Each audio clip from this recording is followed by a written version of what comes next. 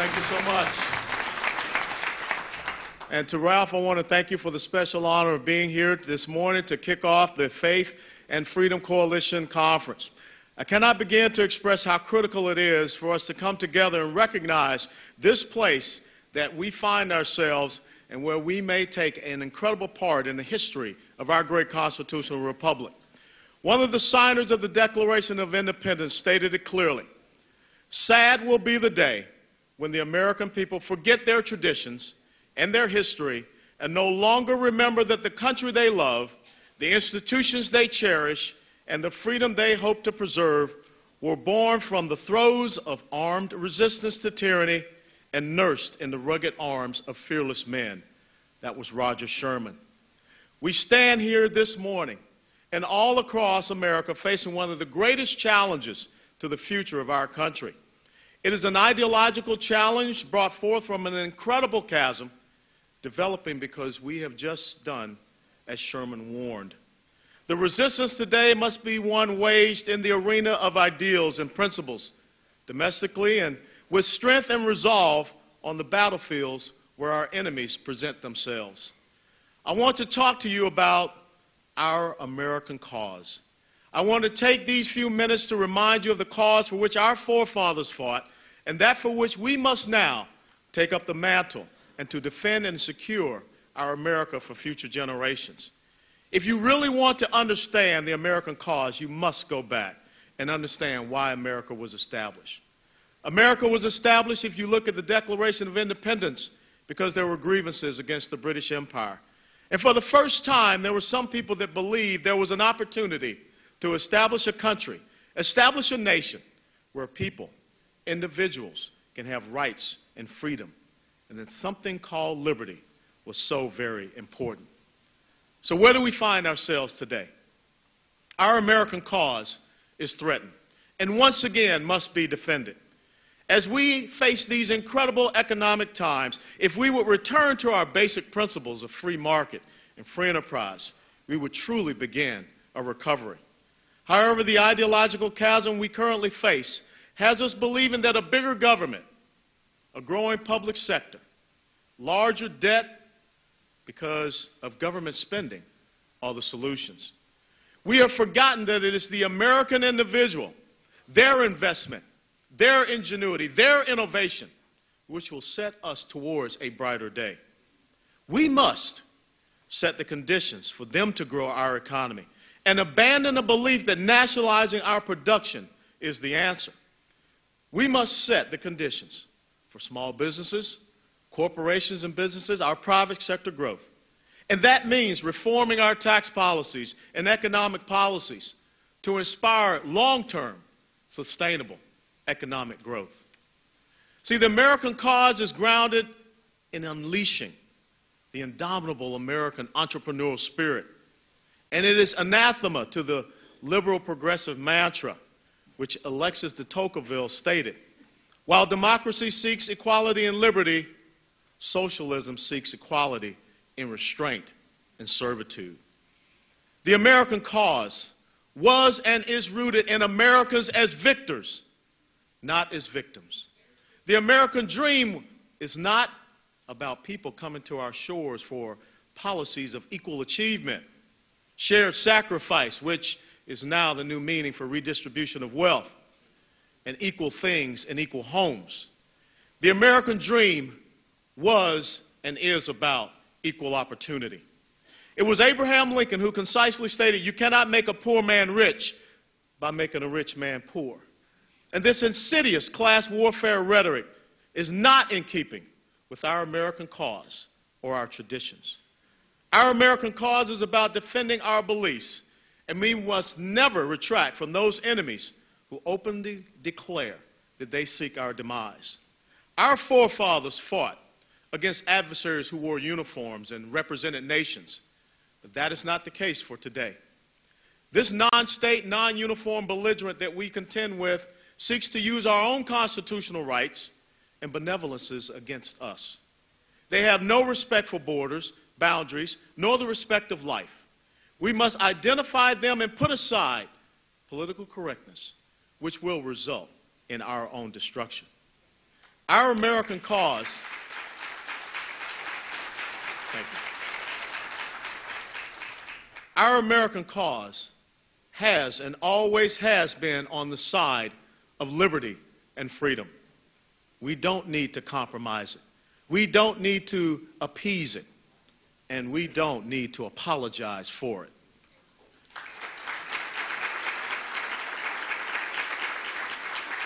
We must develop a visionary perspective for the security of our republic and not focus on short-sighted sound bites as a strategy lest we perish. It was President Dwight D. Eisenhower who said it. We must be ready to dare all for our country, for history does not long entrust the care of freedom to the weak and timid. Americans have never been weak and timid and shall never be weak and timid. For it was Alexander the Great who stated, I do not fear an army of lions if they were to be led by a lamb, but I would fear an army of sheep if they were to be led by a lion. America is a country full of lions, but now we need a lion to lead us.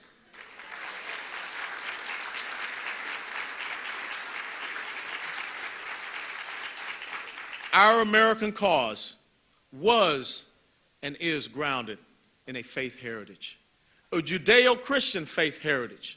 And never forget the words of Thomas Jefferson when he said, can the liberties of a nation be thought secure when we have removed their only firm basis, a conviction in the minds of the people that these liberties are the gift of God, that they are not to be violated, but with his wrath.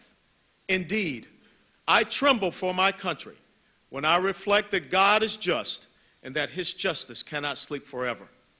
George Washington said, no people can be bound to acknowledge and endure the invisible hand which conducts the affairs of men more than the people of the United States.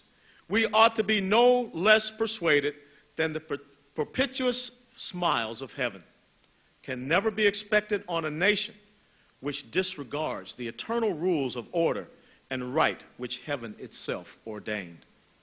John Adams said, we have no government armed with power capable of contending with human passions, unbridled by morality and religion, because our Constitution was made only for a moral and religious people.